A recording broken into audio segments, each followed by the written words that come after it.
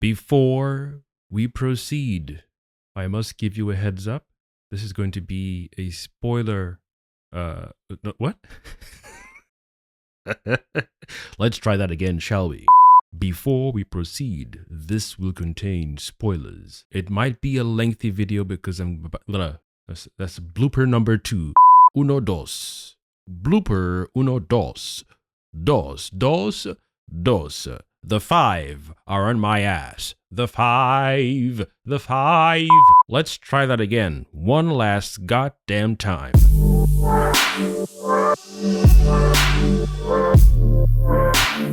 Alrighty then, let me get things in position. Mic is in position. We're good to go. This is going to be a freaking conversation about this stupid episode 7 of the Alien Earth show. Woo! I'm already anticipating the excuse makers. They're out there. They're all over the place. If it's not for Superman 2025, it's for this tripe writing as well. But let's get into it. Make sure you get your best excuses ready. Yeah. I want to see the best excuses you guys can come up with. I might even make a video about that excuse. If it's one of the best I've seen, maybe top 3. I might pick top 3 best excuses in the comment section and make a separate video around those top 3 excuses. Nice. You guys fascinate me. You guys genuinely fascinate me. But let's proceed. Take the data from last night and pick the next experiment from the list. Is Curly with you?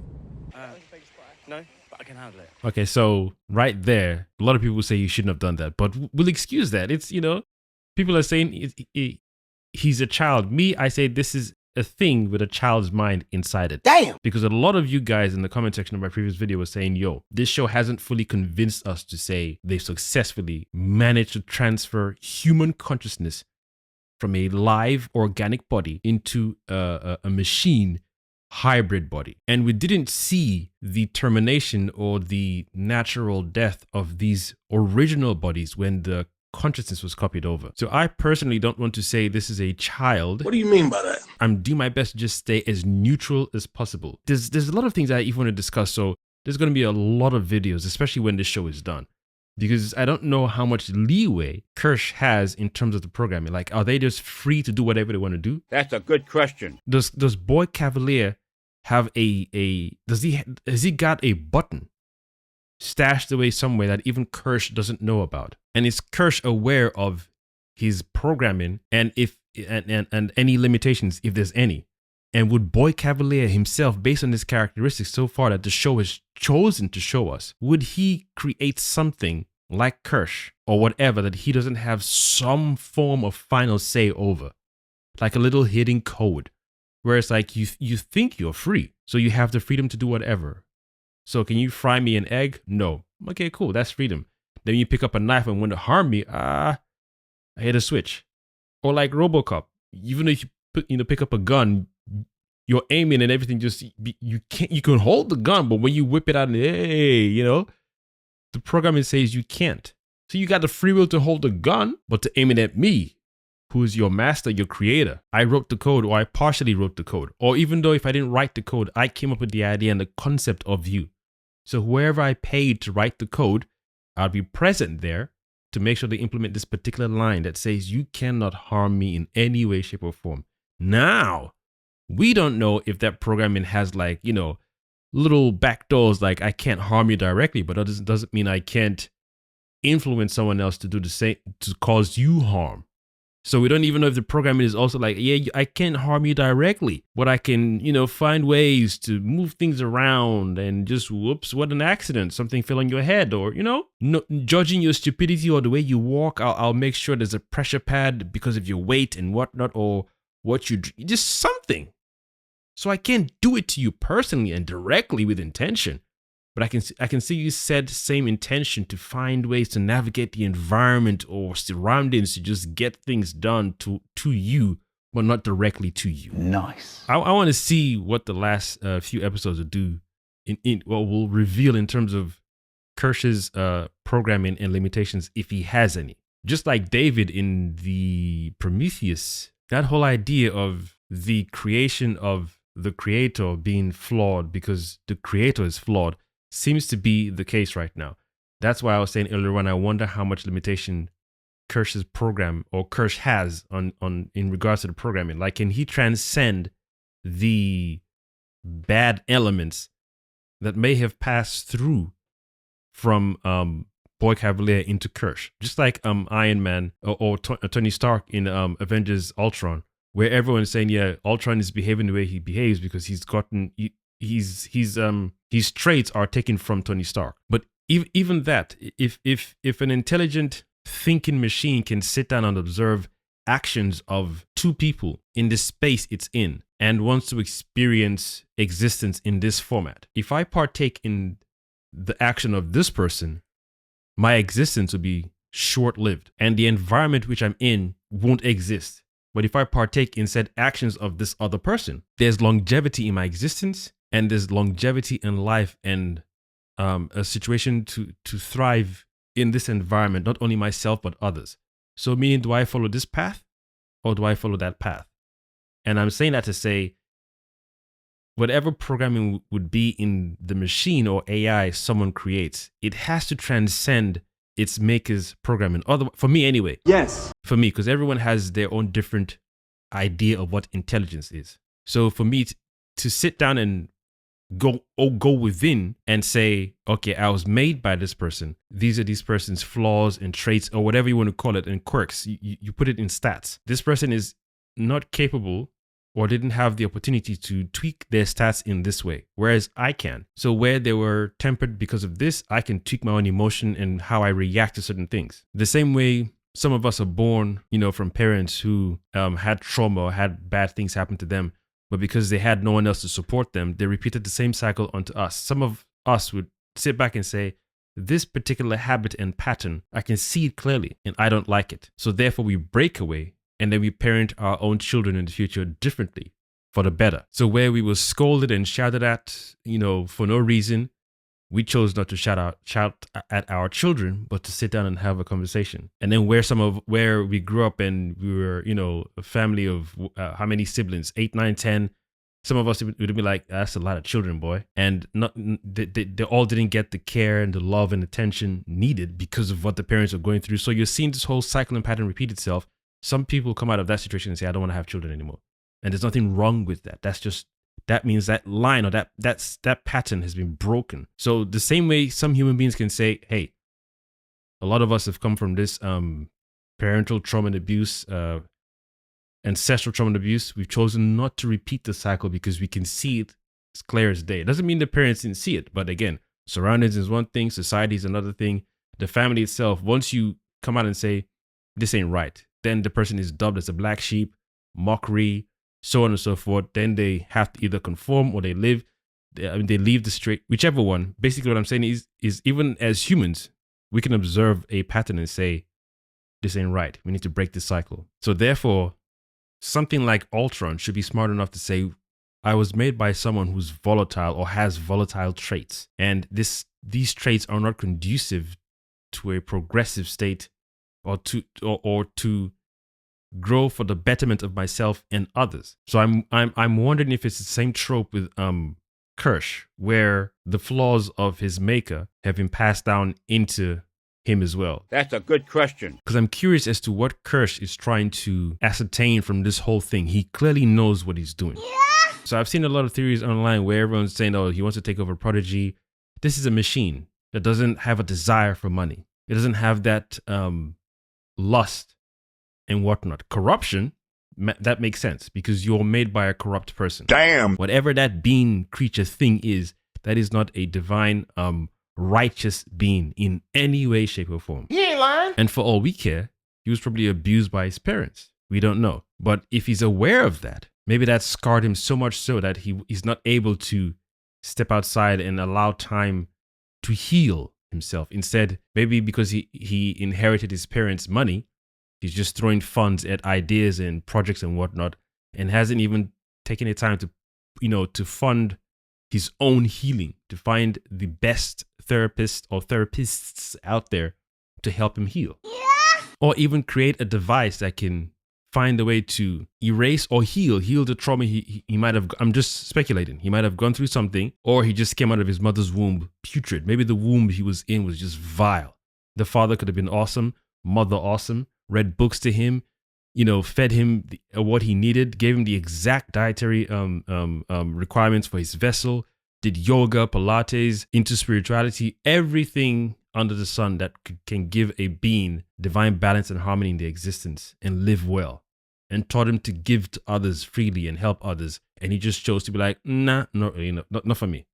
So either way, dude is clearly not a righteous, good person or a righteous, good being. So let's proceed. I just wanted to throw that in because I don't feel like misjudging Kirsch. I'm just observing Kirsch to say, you know what, this is a product of his maker. Doesn't mean the actions he's currently partaking in are righteous or positive or good or are appropriate or balanced. I like this one. I'm saying what you're doing is improper, but I'm also aware that you are made by something else. And even the idea of I thought you were better than a man or smarter than man or whatever, you'd have to find a way to, even talking to something like that, demeaning another creation shows that whole lack of respect for, I'm not trying to say for self or just for a creation. You've created something. There's a way you would dance with the creation to it's almost like mirroring yourself. Whatever traits you see within it and you don't like, you say, hey, but I made this machine. So these traits and abilities that I'm seeing or quirks that I'm seeing remind me of me. So that allows room for growth within myself and also to fine tune this programming or to let it be and have a conversation. Are you aware of this thing? What are you aware of in me? But I'm even now what I'm doing is giving Boy Cavalier intelligence. Because dude is dumb as shit. Damn. Incompetent. This whole show is different varying levels of incompetence. Willingly? Yes. Step by step, follow protocols to the letter.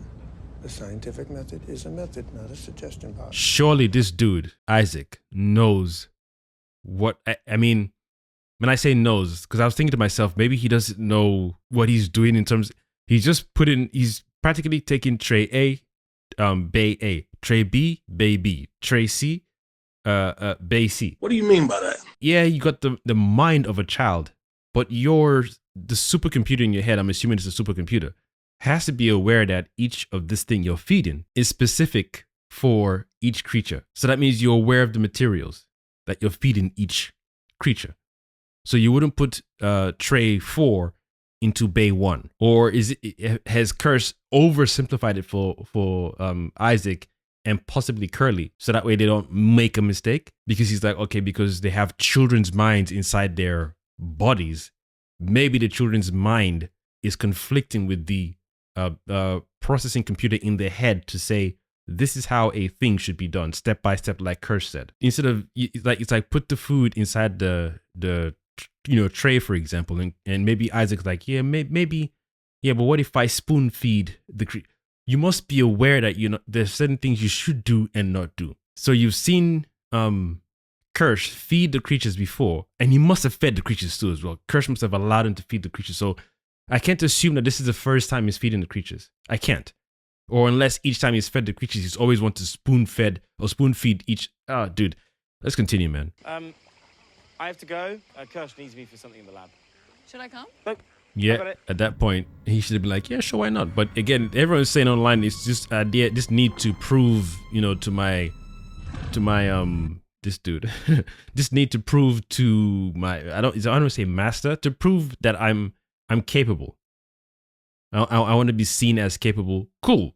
So somewhere down the line, something might be off with the whole children's mind inside this machine versus computing. And a lot of people have said very, very intelligent things in the comment section of my previous video, whereby saying this might not be a proper, full, complete carryover of consciousness into another vessel. And I don't even know how that would work on paper realistically. Like, how much time would you need for this hybrid to understand it's not human, or it is a copy of human consciousness inside a non-organic body? Like, what physical example can you show someone? Like you put a brain inside a glass jar and say, the brain is no longer inside the body. The brain is now inside the glass jar. And also the brain is attached to, or the mind, which is this orb, is now attached to this cube or whatever shape, hexagon, pentagon, is now attached to this, thing that is faster than the brain. So if you had given the previous you connected to the brain a Rubik's Cube, you'd have taken, let's say roughly, you'd have taken an hour to solve that Rubik's Cube. But now that your consciousness has left this original form, or we've copied it over to this hybrid body of yours, that same Rubik's Cube you took an hour to solve previously will take you roughly either a minute to 5 minutes to do that. And then when they all ask why, because of this thing in your head. This thing is connected to your eyes. So you don't have to struggle to think. Meaning thinking is now faster. You think and you respond quicker than usual. Normally before you'd have thought, pondered, you're not sure, unsure, fear, overthinking. But this thing in your hybrid body allows you to do equations a lot faster. Because even Kirsch was talking about something about light speed, travel. Eventually Wendy will figure out lights, whatever. There's just so many things that I truly despise with this show. 1 minute Wendy's speaking to aliens and no one else can do that so far. That's what the show has shown us. And the show has used dialogue to say, well, did we put this in her? How did we know she could do this? We didn't know she could do this. So all those things, it's lingering like, okay, well, when you made this thing, what material did you make it with? Like this vessel, where did you get the materials from? Did you buy it? Did you steal it? Are the hybrids originally what's his name? Boy Cavaliers. Did he steal the schematics from someone? Did he take it over from his parents? This guy clearly showrunner clearly wants the show to go beyond the season, of course. I'm assuming, I could be wrong. It'd be cool if this is a one-off season, because I don't know if I want to see a second season. What? I mean, I'll watch the goddamn thing, but I don't want to see a second season. Damn! I don't like the writing because there's so many stupid things going on that's irritating to the mind. Yeah! Anyway, like I said, it's going to be a long-ass video, so this might be two videos, one long video cut into two. Woo! This guy, this T.O. Celis dude, MVP. MVP for me. Anything else is just secondary. The Xenomorphs, I'm bored. I already said this many times in my previous videos. I'm bored of the Xenomorphs. Damn! I'm bored of the Predator creatures. Boring. Damn, son. But this eyeball thing and the ticks, oh my gosh. This eyeball thing and the ticks. Then boy, I do not want those things around me in any way, shape, or form. Especially the ticks. Those guys are vile and dangerous. And I feel they're more powerful in terms of capabilities than the Xenomorphs. What? I was saying the Xenomorphs need a stage. You need someone to put their face in front of the face hugger egg to open and then latch onto you. You need some time to gestate. Once I figure out your life cycle, you're cooked. Damn! I think one Xenomorph can, based on this show, because I know the previous episodes, that Xenomorph was just tearing through all the people in under a minute. Yeah. I feel I'm more petrified of the tick and its tadpole babies inside water than I am the Xenomorph. Obviously, you have one of those things running around in public. You get the soldiers, you put a missile in front of that thing, or you taser it with like 5 taser guns. It's down. It's down. Whereas the ticks, I don't even know their life cycle yet. I don't know, how they're born or who. That's a good question. We know that they spray their little tadpoles inside water. Fine. But if one of those things got close to a lake, source of water, it's game over, because a lot of people are going to be drinking that. A lot of people are going to be drinking that, and that is absolute game over. I feel the ticks are more of a threat than the Xenomorphs, because those guys are small. Xenomorph, once it gets to its size, yeah, it tears through 10 soldiers, 20 soldiers.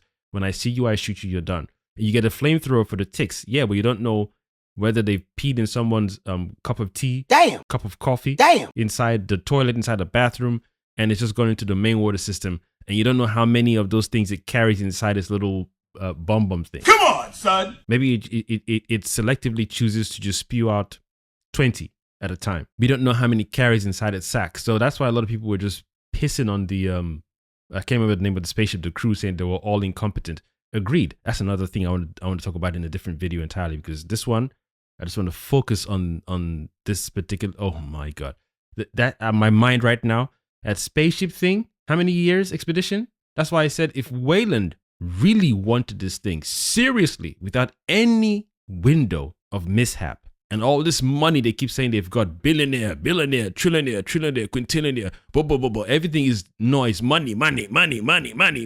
Why didn't you put 1,000 synths on your spaceship to acquire these specimens? Woo!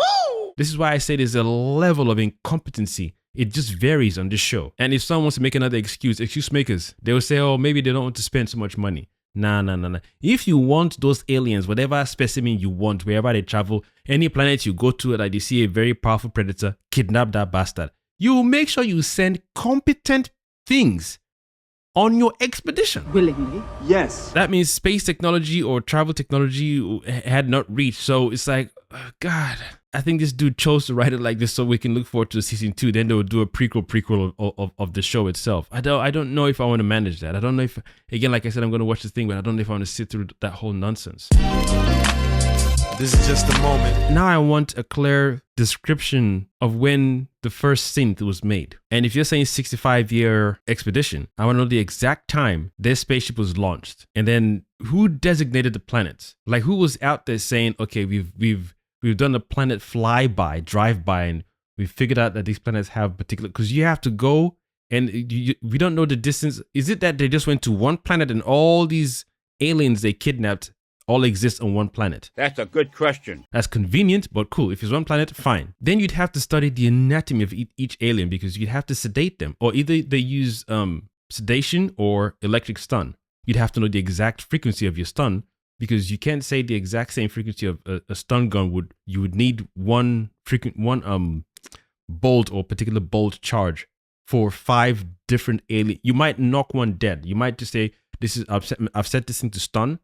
You hit that thing and this game, you probably fried its brain, and then it's useless to you. That boy is good. So maybe for some people it's too many questions to ask. Cool. But these things are important. Yes. Because again, it shows your level of intelligence when you're acquiring these creatures. It shows how determined you are. It shows you've been thinking through these things. And yes, the Wayland we know now is the descendant of the one that hired Morrow and whatnot. If you're worried about aging, if you're worried about fatigue and whatnot, the first person who launched this expedition, I want to know how much money they had then and how much resources they had then, to then convince the audience this is why they only sent a cyborg and not a synth, because they didn't have enough money or resources to produce 20 synths to go on this expedition.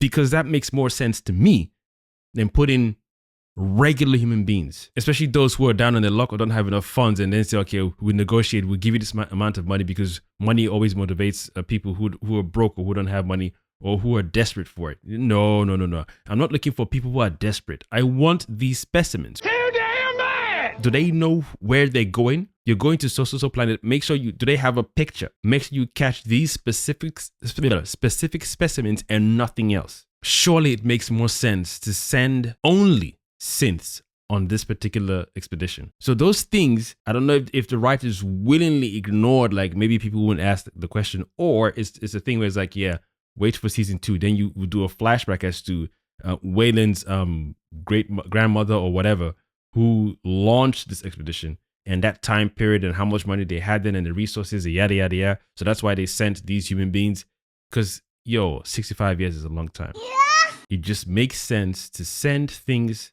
that when you give an order, they won't break your order. They won't go against your order. That's right. They'll be very, very smart. They'll study, and there's no time limit on them.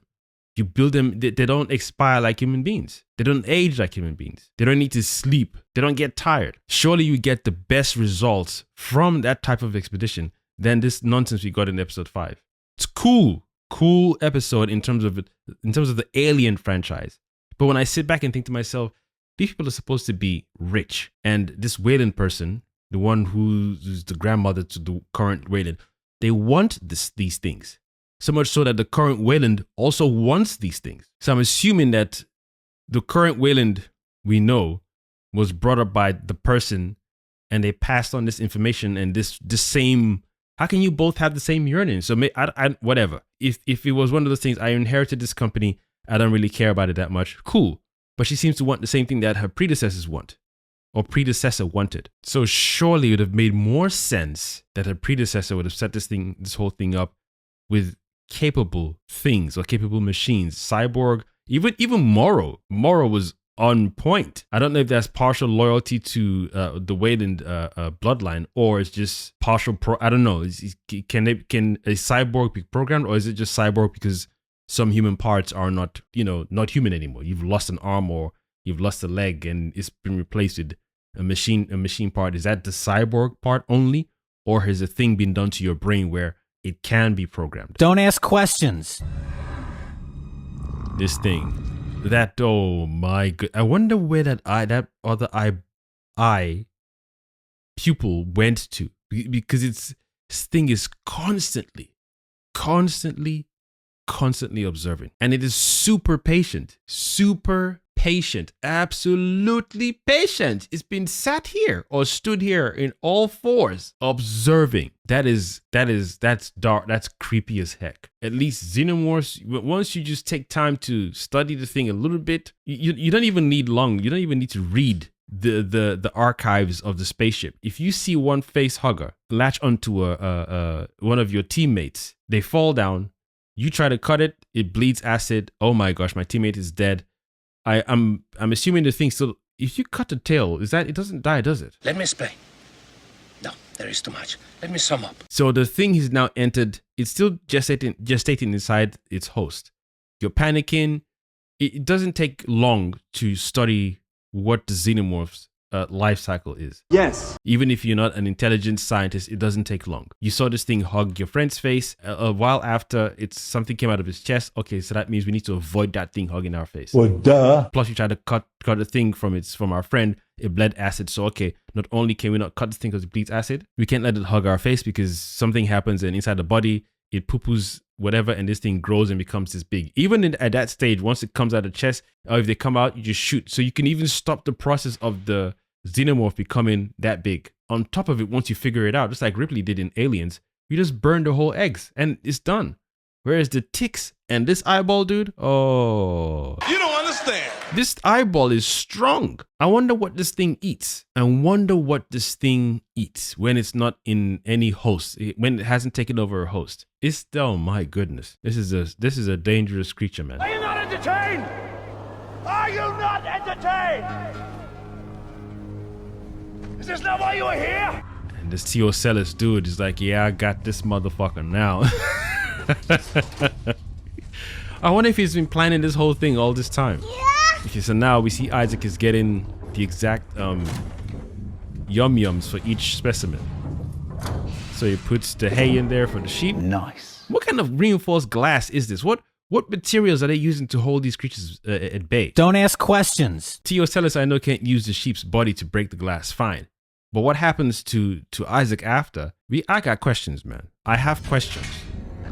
I have a lot of questions. And this dude, someone needs to let me know in the comment section. Excuse makers or the guys who know the alien lore, what particular material is this thing trapped inside that it can't claw? We saw what the other xenomorph did to the glass and the door of the spaceship and the crash room that Morrow entered inside that door. We saw what it did to the door.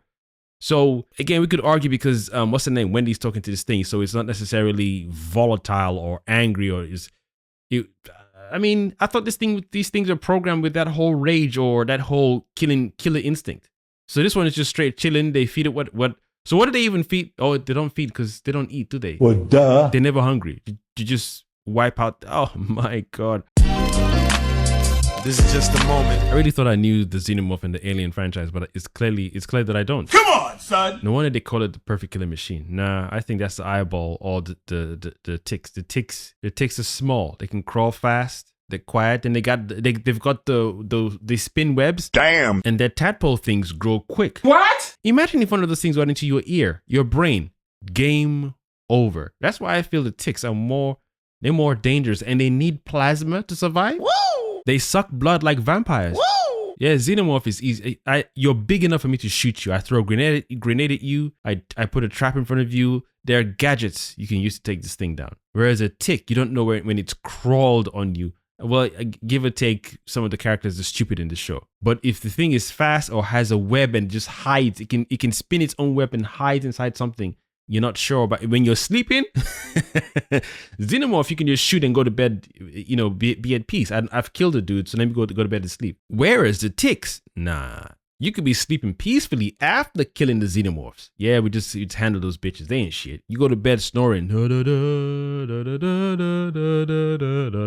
Dude bites you in your neck, you're done. Yeah, I feel those guys are more dangerous than some huge 6'10" xenomorph where I could just throw a freaking grenade in your face, or EMP, or a frag grenade, shut you down for a second and just shoot you in your head. As long as I keep a distance, so that way your acid blood doesn't spray on me, we're good to go. Yeah. Or if I don't want your acid all over my property or wherever I'm at, yeah, I just taser you down for a while, wrap you up, throw a grenade inside your case, throw you into space, and kaboom. Or I can just find a way to surely acid can melt the thing, right? So I put you in the tub of acid and you're done. No one's going to retrieve your DNA from the tub of acid to try and recreate their own specific customized xenomorphs.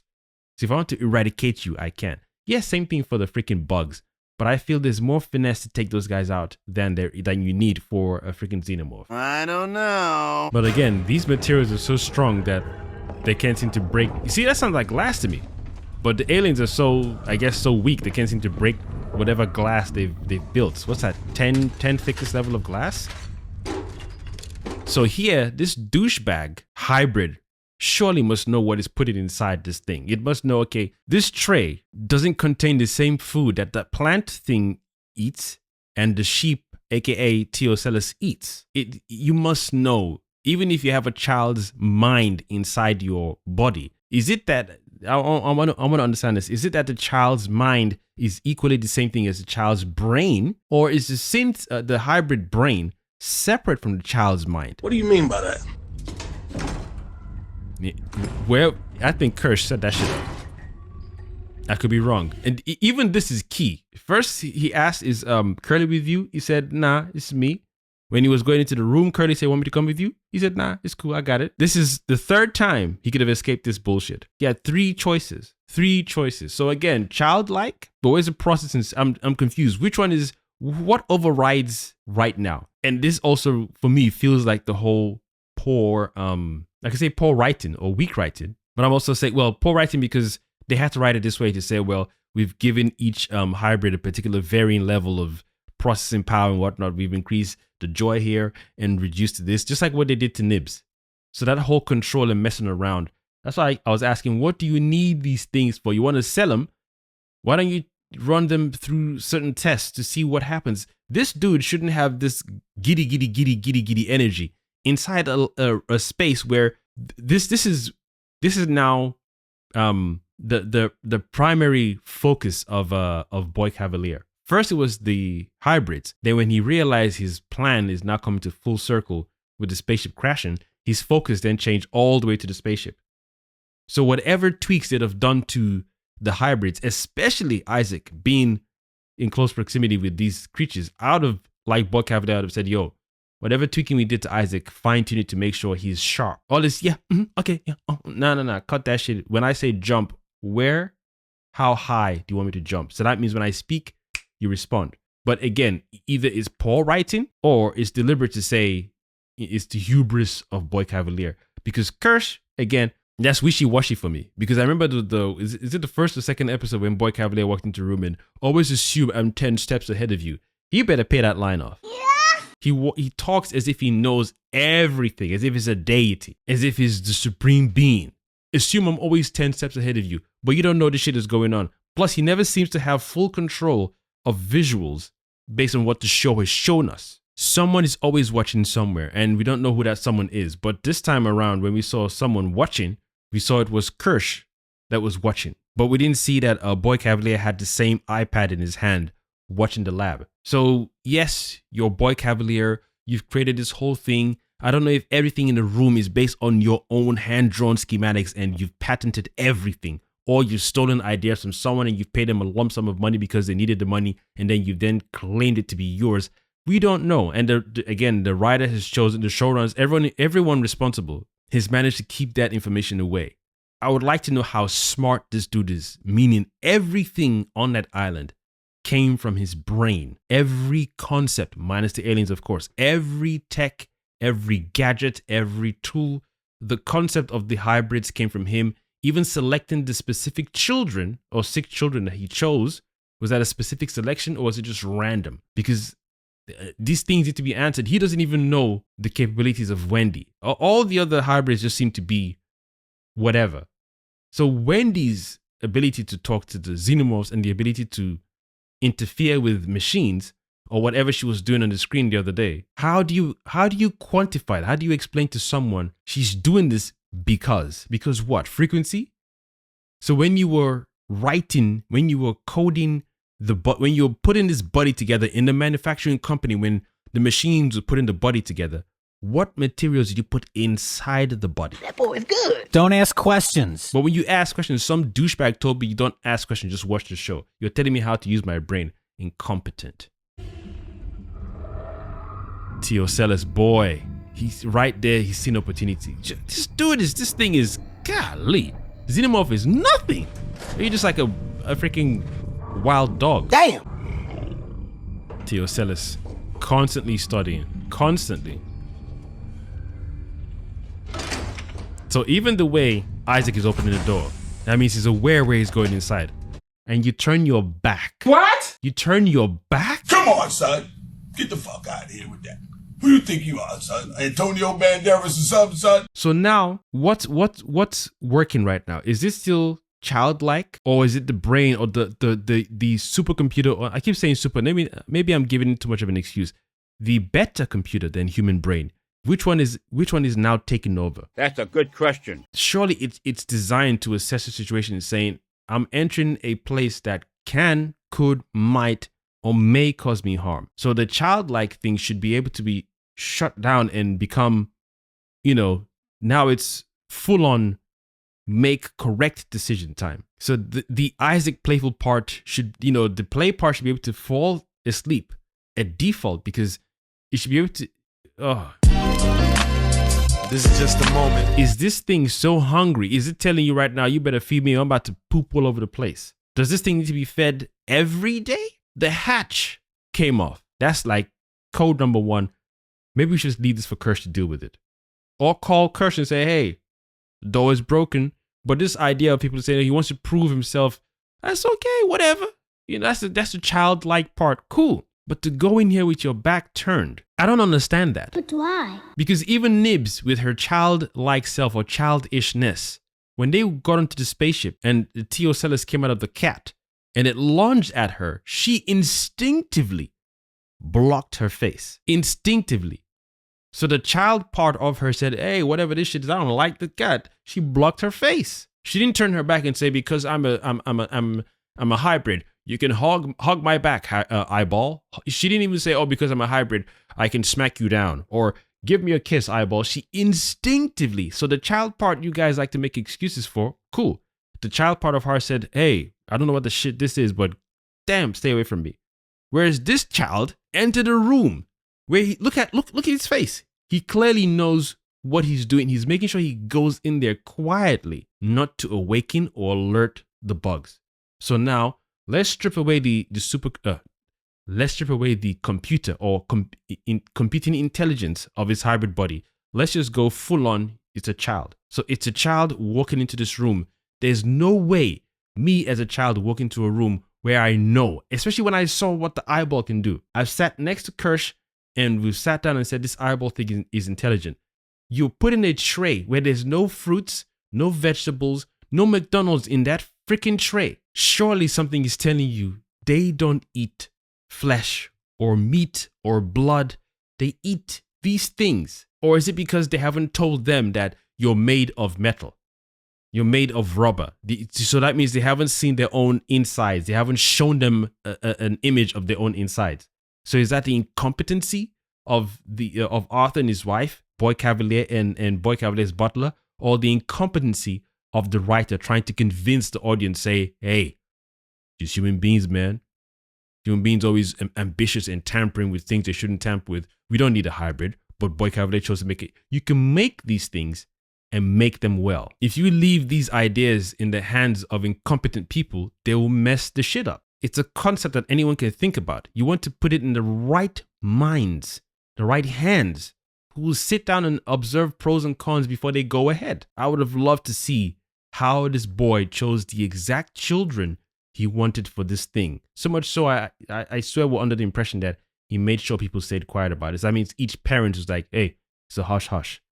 Not only that, we're going to sign contracts and we'll pay you to shut the hell up. Don't tell nobody about this. Yada, yada, yada. It's a secret thing. We'll look after them. So that means they probably don't even know. Yeah, that means you didn't tell them, or they're going to be a hybrid thing. So it's either it was a random selection, cool, or it was specific selection. And even the choosing of their hybrid bodies, was that him? Was he involved, or was it another random thing? Yeah, whatever hybrid body you want to put each of them inside, cool. Did he choose Wendy's body to be?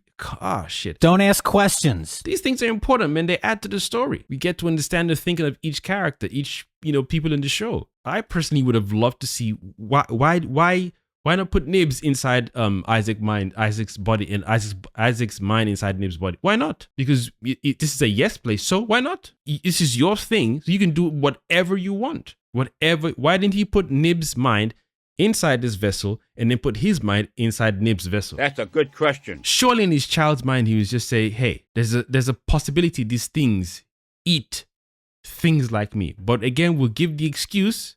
I'm doing your job, so you're excuse makers. We give the excuse that he's not been told yet fully, or he hasn't fully grasped that he's made fully of the things inside the tray plus the tray. His skin looks human, but everything about him is literally the same exact or similar to the things he's got inside that tray plus the tray. So because we didn't get a scene showing that, maybe he doesn't know, or he's forgotten. So now we can add that to the list that, even though the concept is a beautiful concept, hybrids have the possibility to forget, just like humans do. Sure thing, excuse makers. Sure thing. The way he's looking shows that he's aware of where he's entering. When he gave the food to the sheep, there was no, let me be careful. He just opened the tray. Yes, the tray didn't get the tray door, or the door didn't get messed up. But even that would have been, it would have been extra stupid if that door thing happened to Teocelus's room. If he entered the room, I would have checked out from the show. Because he stood next to Kirsch when Kirsch was telling him this thing is highly intelligent. And then he said the waves on the screen has even spiked and changed. Kirsch said that's the gamma wave showing you processing in brain power in the creature. And surely you studied these bugs inside this room to know what they eat. Or each time you put food for them, he's never been there to see what they eat. How can you say you're working with Kirsch and Kirsch hasn't shown you each creature's behavior and the dietary situation? You've taken a tray for each specimen, and the third tray contains nothing but inorganic materials. So you are practically entering in its space, saying lunch is served on a platter. At which point is the supercomputer, I keep saying supercomputer, at which point is the speed processing of the brain functioning versus the childishness or the childlikeness? That's a good question. Look at Teocelus. Why not just slide the tray inside the room? Kirsch didn't say make sure if something goes wrong, enter the room and feed this thing. Why not? And one more thing, if he saw the bug out of its cocoon before he opened the door, do you think he would have opened the door? For you excuse makers out there, do you think he would have opened the door? Let me know. Woo! What's the point then? If the child can still do childish, silly things, then this hybrid thing is like, it's pointless. Oh yeah, you can learn French in 2 days' time because Arthur downloaded it into your head. So that means if Arthur wasn't there, can you download information yourself? Like what use are you if you weren't governed by other people? It just feels like these children, or the copies of their consciousness are now in prison. You're just trapped because of this wicked, greedy, incompetent boy's someone said in the comment section in the previous video, ambition. I don't even know what the hell. It's like people just say words as if ambition just means for some people you're over ambitious, so that means you're going to cause harm. You can be very ambitious to fix your diet.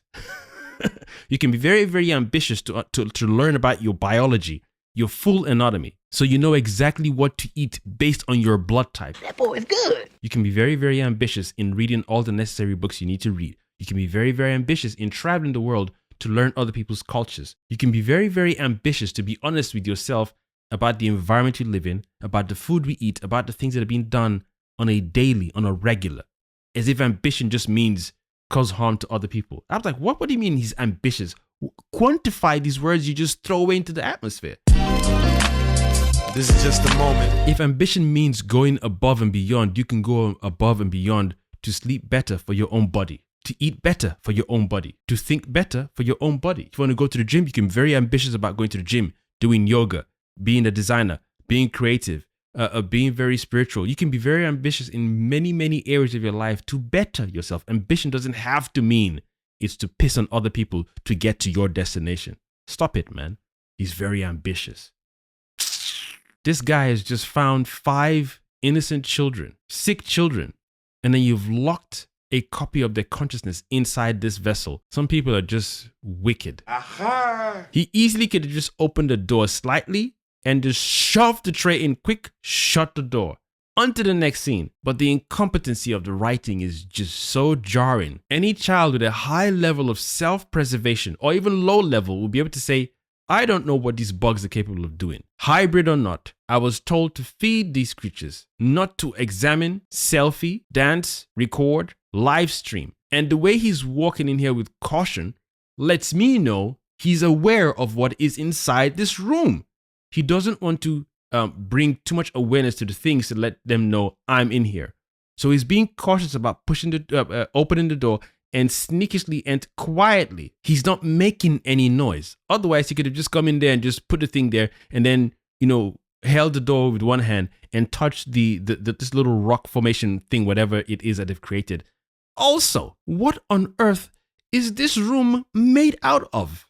That these bugs are just cozy inside. These bugs aren't that smart, right? So they haven't even thought to themselves. So again, how hungry are they on a regular? Is it that because Kirsch is like, yo, you better feed these dudes, otherwise, if you don't feed them, they'll eat the container they're in. What material is this room that they're inside? 2 bugs. Don't ask questions. You ask questions, they will tell you, oh, just turn your brain off and watch the show. I'm baffled, man. The rooms just seem to be the same glass, same metal. I don't even know if it's metal. Same material across the board. The rooms don't seem to be built to adapt or they don't seem to be built in a sense to say this thing has whatever force power. We need to reinforce the glass omega times and make sure we put like some little stunning electric voltage on each panel of the glass and at the base of the floor or something. Everything just looks uniform. And we don't even know what the poo-poo thing that's coming, the thing that's coming off this black thing hung to the corner there. We don't know what the bugs are pooping out. All we've seen focus on is Xenomorph, Teocellus, and the ticks. And there may be 1 or 2 shots or dreamy shots of that suction alien flower looking thing with the 1 tentacle. But in terms of saying, we've seen what these flies can do. That's why I'm like, you can't write any excuse for me, because Isaac should have known or would have known exactly what these flies are capable of. You're feeding them, but you don't know what they eat. Is stupid. Is absolutely, unless you give me a flashback where Isaac asked Kirsch, can I see what these creatures do? And Kirsch said, get out of the room. I need to do an experiment. Then maybe, then cool. But if you haven't shown me that scene, then I must assume this Isaac douchebag knows exactly what each creature is capable of in what they eat. And it's seen these creatures eat, especially these bugs. But if you've seen them eat inorganic material, why are you putting half of your body, if not most of your freaking body, you're using your foot to wedge the door? Not even that door that broke off the slide. That boy is good. If you at least use that door to the glass door to wedge this main door, I would say at least you tried. At least you tried. but your foot. Initially, stage 1, door comes off. I'm calling Kirsch. Yo, the handle broke. What do I do? You know what? I wouldn't even ask you what I do. I don't want to walk in there and drop this thing. Kirsch would probably be like, just open the door and push the tray inside. Now, when you come back, do it. Now, if Kirsch had pressed, yo, if you don't feed that thing, it will die. And then you have to answer to Boy Genius. You panic the child. But okay, can I wait for you to come down and do it? I'm going to be like 10, 15 hours away or whatever, how long. And if you don't feed this thing in the next 30 minutes, it will die. And you'd have to answer the Boy Cavalier. So, okay, now it's pushing me to open the door. But at least when I open the door, I'm going to slide the tray in. Slide to the left. Slide to the right. 1 tray this time. 2 tray this time. Slide inside. No tray inside. You know? You slide the tray in. You don't put half of your freaking body inside. It's stupid. He ain't lying. Look at him. Look at him. You're telling me you couldn't use your leg to do that? Look. T.O. Sellis is a bitch out here, boy. Yeah. T.O. Sellis is a bitch out. Let me take that back. That was so... It's almost like he said, speed it up. Don't waste time. This is a trap. I was even trying to figure out how to trap you, but you've now put yourself in a trap where I'm not satisfied. I've got you now. So that means this dude was watching him all this time and realized his leg was wedging the door and thought, oh, what a prick. What a stupid machine. So that means this dude observed him break the door and he predicted he wouldn't even slide the tray in. And he took a chance to say 50-50. He must have been betting on himself saying, I bet this dude is going to walk in. Yeah? Watch this. As soon as he put half his body in, I got you, bitch. I got you. T.O. Sellis is a don out here, man.